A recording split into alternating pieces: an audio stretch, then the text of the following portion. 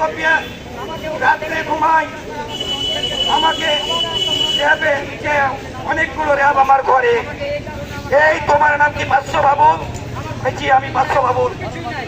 কি করেন? আমি করছি আমি খড়ি ব্যবসা করি, আমি খড়ি বাজারে বাজারে হারিয়ে বাজারে বিক্রি করে খাই। তো আপনি উঠেন, স্যারের সাথে দেখা করতে হবে। কোথায় স্যার? এত রোডে। রোডে আমি কেন যাবো ভাই? আমার অপরাধ বলছে। আপনাকে বলছি আপনি উঠেন, এত থাপ্পার খাবেন। আমার অসুস্থ মা বিছানায় শুয়ে কান্নাকাটি করে আমাকে রোডে নিয়ে যায়। রোডে নিয়ে যায় কোথায় স্যার? কোথায় ও স্যার? আমি কিছুই পাইনি। আমাকে যখন নিয়ে যাওয়া আমি শুনলাম আমার মা নিশ্চয় 6 মাস যাবৎ আমাকে জেলে আটকে রাখে জামিন করে। আমি নিশ্চয় হয়ে এখন আমার 2 লক্ষ টাকা সুদের উপরে দেনা হাতে হাতে ভিখারির মতো